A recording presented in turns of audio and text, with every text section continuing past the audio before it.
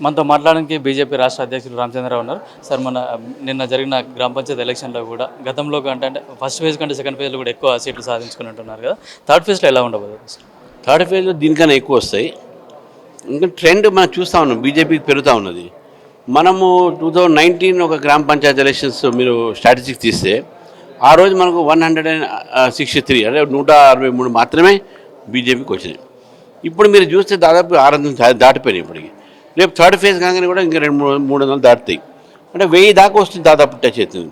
దీంతోపాటు చాలామంది మన వార్డు మెంబర్స్ గెలిచారు, ఉప సర్పంచ్ గెలిచారు. ఇవన్నీ చూస్తూ ఉంటే మంచి బీజేపీకు గ్రామీణ ప్రాంతంలో మొట్టమొదటిసారి ప్రయత్నంలోనే ఒక మంచి ఆదరణ దొరికింది, మంచి ఫలితాలు వచ్చిందని చెప్పి భావిస్తూ ఉన్నాం. అంటే ఇప్పుడు బాలసుబ్రహ్మణ్యం విగ్రహం పెట్టడం కూడా కొందరు వద్దని చెప్తున్నారు. అతను నాన్ లోకల్ ఇక్కడ ఎందుకు పెడుతున్నా అంటున్నారు. దానికి మీ సపోర్ట్ ఉంటుందా? మీరు ఏమనుకుంటారు సార్?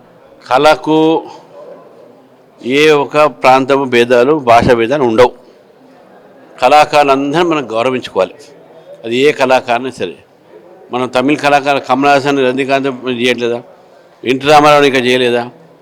అంటే అన్ని ప్రాంత కళాకారులని మనము వివక్షతగా చూడకూడదు.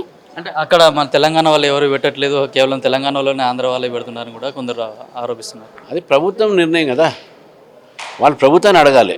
అది అంటే కొత్త అధ్యక్షుడు మీకు కేంద్ర కొత్త అధ్యక్షుడు కూడా నియమితులైన ఎట్లా ఉండబోతుంది సార్? కొత్త అధ్యక్షుడు చాలా మంచి ఉత్సాహవంతుడు, అనుభవజ్ఞుడు.